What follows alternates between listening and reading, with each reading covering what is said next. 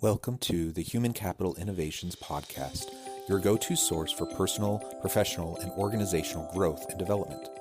We hope you tune in often for all things people management, organizational development and change, organizational leadership, and social impact related. Maximize your personal and organizational potential with Human Capital Innovations Podcast.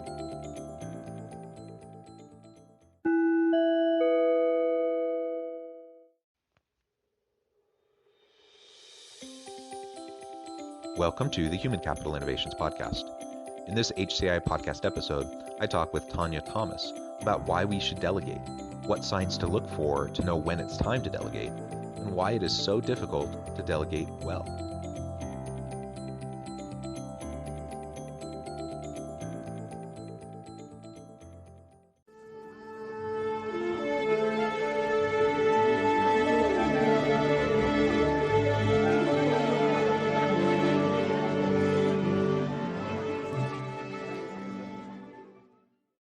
Tonya Thomas, welcome to the Human Capital Innovations Podcast. Thank you for having me. It's a pleasure. I'm excited to have a conversation with you today. We're going to be focusing on the why, the how, and the when to delegate and how to do it effectively. And I'm excited about this topic because I think while it's something that we have heard a lot about and we probably all think a bit about, I inevitably see managers and leaders doing this rather poorly. And so I think there's a lot of opportunity to fine tune our approach as we try to work with people in our teams. As we get started, I wanted to share Tonya's bio with everybody. Tonya Thomas is the founder of Team Delegate, a provider of elite virtual executive assistant support to seasoned executives turned small business owners. Team Delegate's highly trained executive VAs provide comprehensive administrative support that helps time-starved CEOs to double their productivity so they can triple their earnings. Tonya has been featured in national media, including Entrepreneur and Black Enterprise. She has spoken at women's business events as well as been invited as a guest on podcasts. Her company has provided executive virtual assistant support to entrepreneurs and small business owners for over 20 years, helping CEOs grow their teams from 1 employee to 50, lead multi-million-dollar revenue growth, and freeing up their time to oversee major expansion projects. Tonya resides in Dallas, Texas with her husband and 2 sons. In her spare time, she enjoys walking, reading, and watching her favorite television shows and movies. That's wonderful. I also love movies and TV, and that's a fun little kind of pastime and opportunity to decompress at the end of a long day. And Yes. it really truly is a pleasure to have you. I am excited to learn more about your perspective on this topic. Before we launch into the conversation, anything that you would like to share with listeners by way of your personal background or context? Sure, I can add a little bit more to that.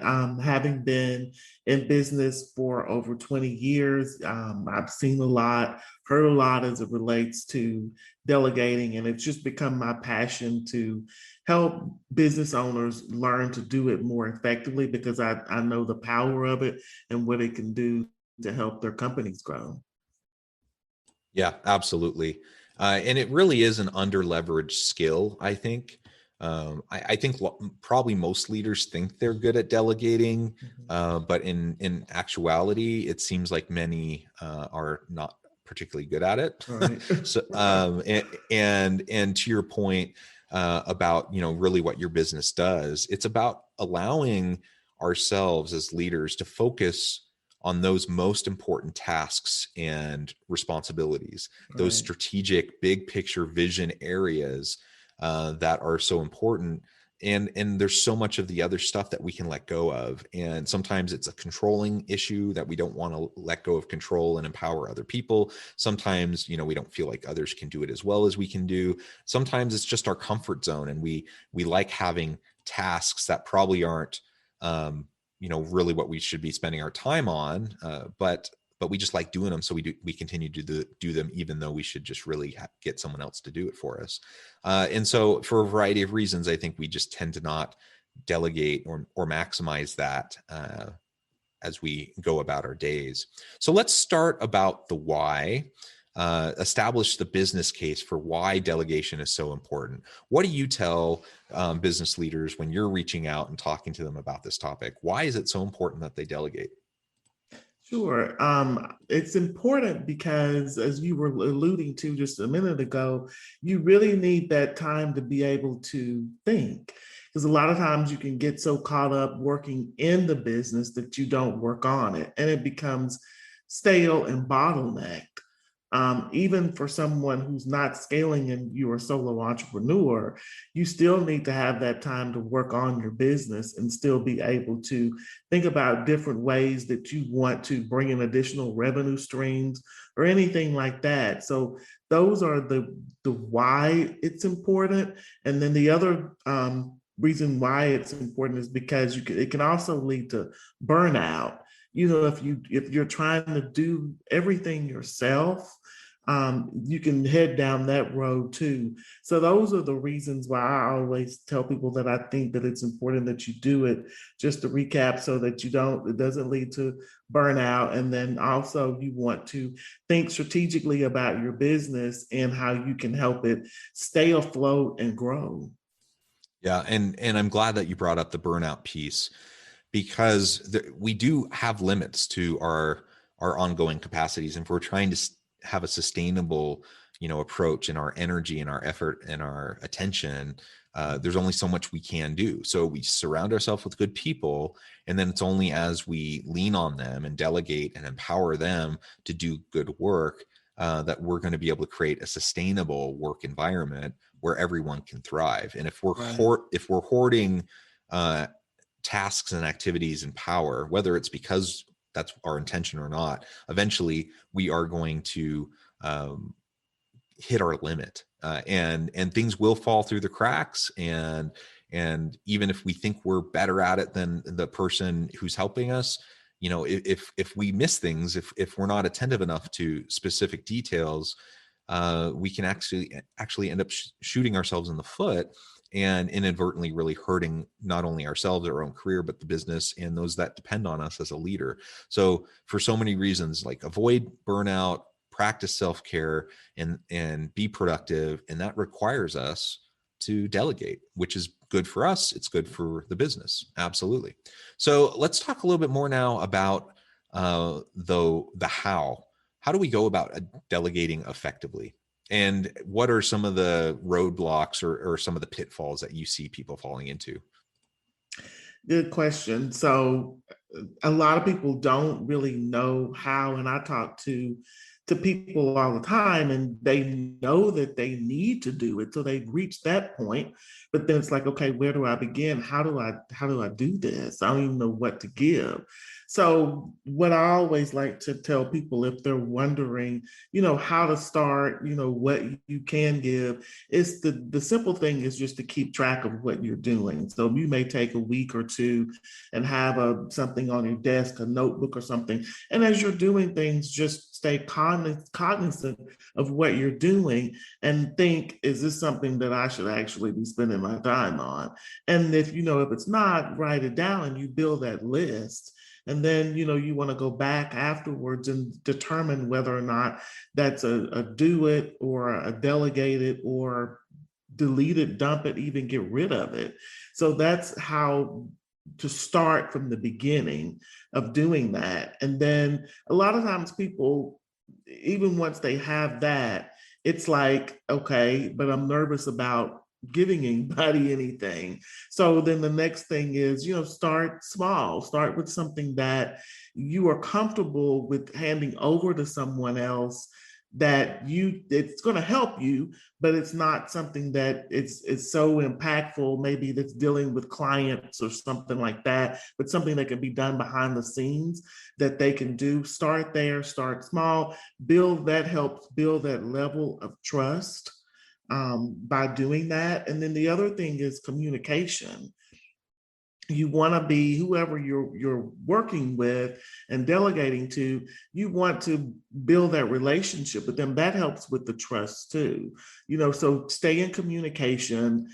In my world, it's virtual, so obviously they can't see the person. So have your virtual meetings by video, meet at least weekly, a little bit more in the beginning if you can, and that helps break down that barrier also.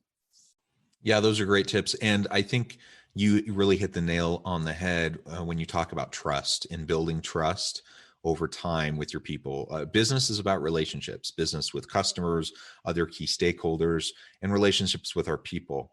And if we want to be effective in our delegation, we have to have mutual accountability and trust between ourselves and those on our team.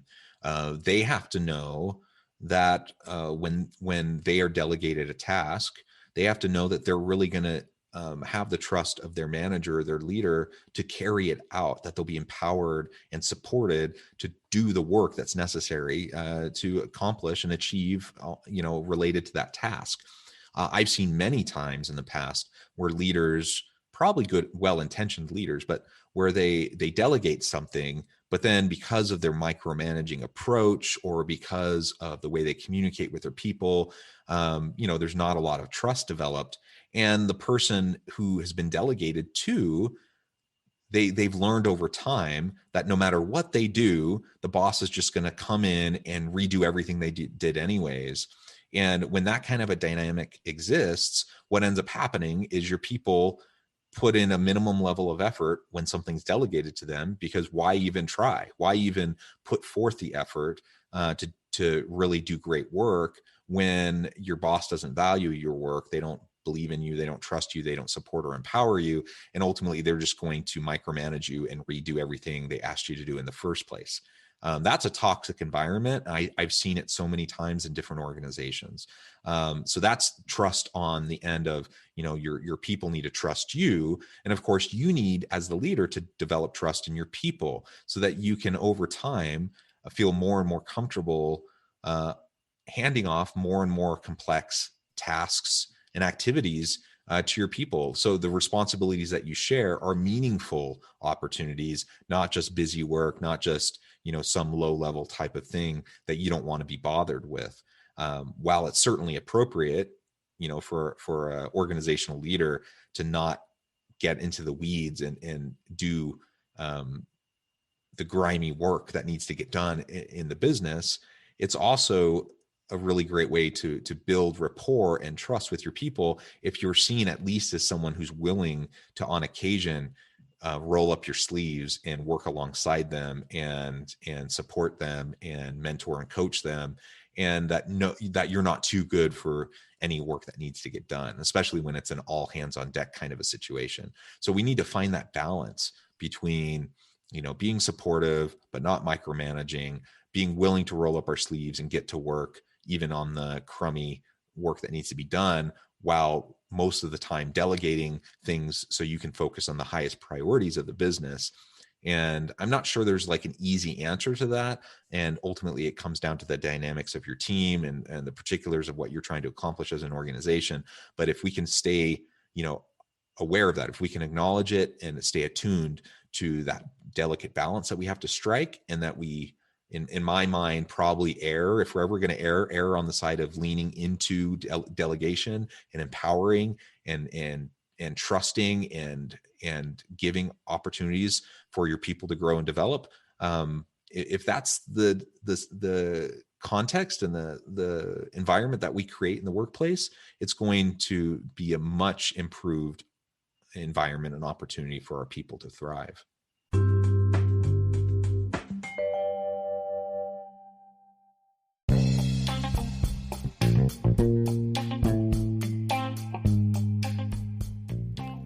I'm excited to announce the publication of my new book from HCI Press, The Alchemy of Truly Remarkable Leadership: Ordinary, Everyday Actions That Produce Extraordinary Results.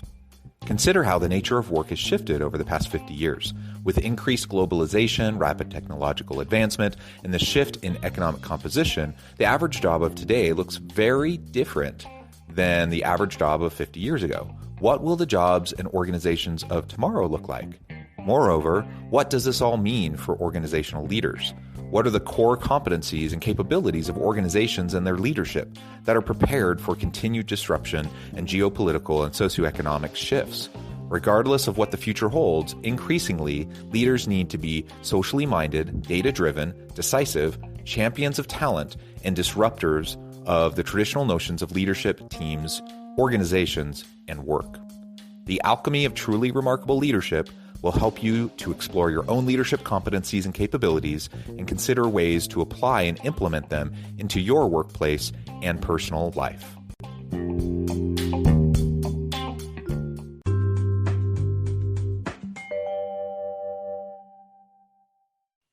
Right, and I totally agree. And if someone is doing the micromanaging, obviously they're not getting the benefit from the delegating either.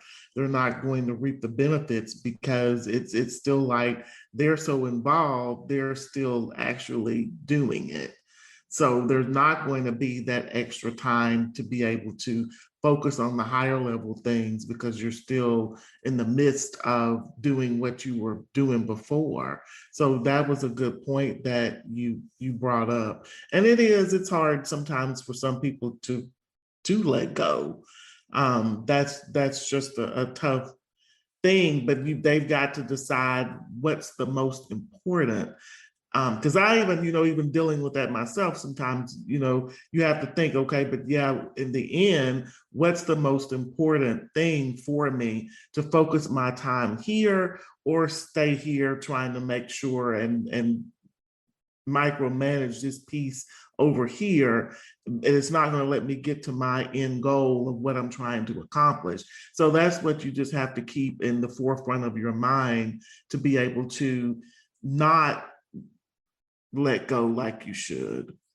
Yeah, absolutely. And so let's talk a little bit more about the when of delegating. It's kind of come up in what we've already talked about.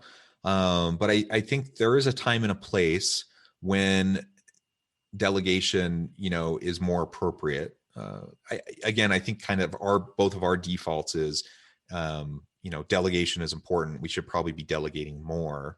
But there's probably a time and a place where we shouldn't be as quick to delegate. And then there's other times where we should definitely lean into it and do it more proactively.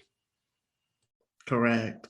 And so a lot of times I'll hear people too say, I don't, when is a good time for me to do it? I don't know, when I should start doing it. So some of the signs to look for is definitely you're getting to the end of the day and your to-do list hasn't gone down that much. You have things that you want to, goals and things that you want to accomplish, and specifically maybe a task or a project or an additional revenue stream or something that you're trying to do for your business, but that's been on the back burner for quite some time because you don't have time to get to it.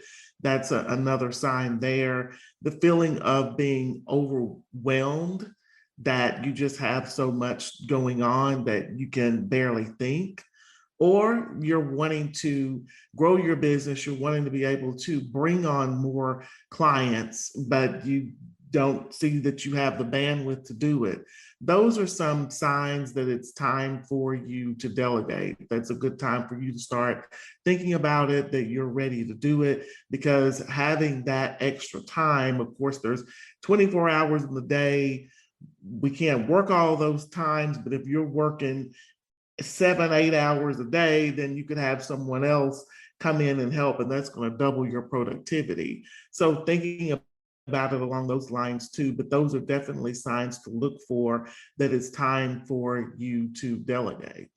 Excellent. I think those are really astute points, and ultimately it comes back to finding the balance that's right for you within your style, and within your team and your organization. We don't want to dump all of our stuff onto other people. And I've seen that happen too, where a manager, a leader, an executive kind of just shoves all of their work onto other people so that they not so they free up their time so they can focus on more strategic stuff, but so they can free up their time to not work and then go golf more or whatever. So clearly that's not appropriate. Clearly we want to provide stretch opportunities for our people by delegating in meaningful ways and giving them an opportunity to show what they can do, and over time develop a rapport with them and a trust with them, so that we can lean on them even more heavily in the future and help them develop for their next stage in their career. And sometimes we're in crisis mode, and at that point in time, like, we need to be ready, the all hands on deck moments. We need to be ready to roll up our sleeves and dig in and work right alongside our people, even on the more tedious stuff that maybe normally we wouldn't be doing.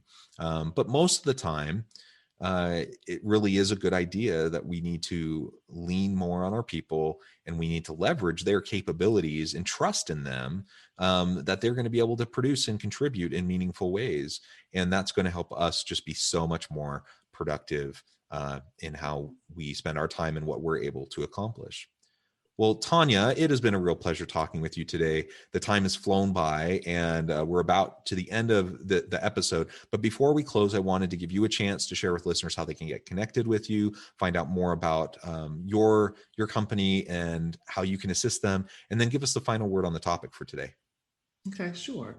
I also have a podcast called Unbottleneck Your Business. So that's one way to hear more from me.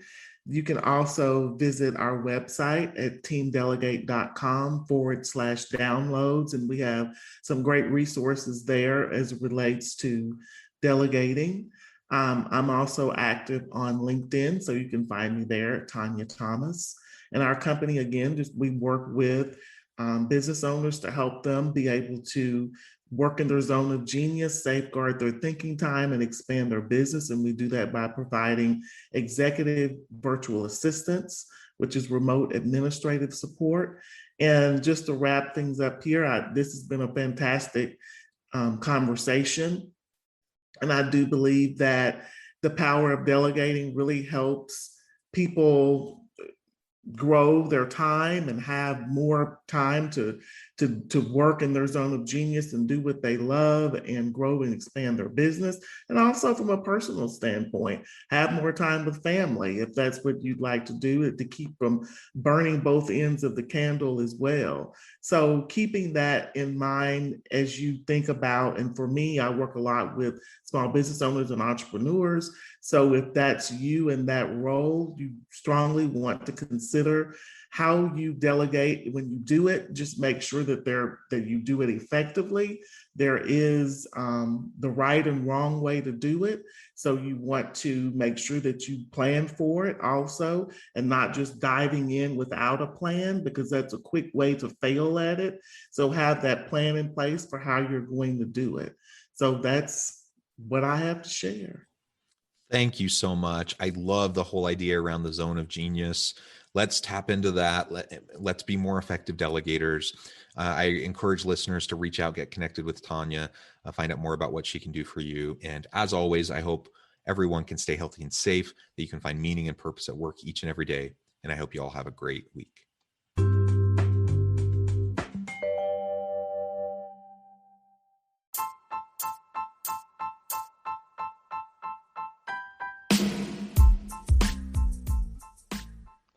We are excited about the launch of HCI's new magazine, Human Capital Leadership. Human Capital Leadership is a free, interactive e-magazine designed to help individuals, leaders, and organizations find innovative approaches to maximize their human capital potential. We will be publishing issues quarterly in August, November, February, and May. Check out the first issue and let us know what you think.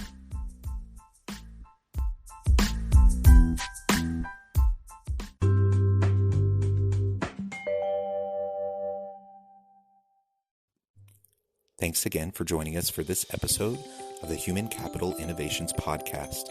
I hope you stay healthy and safe, and that you have a great week.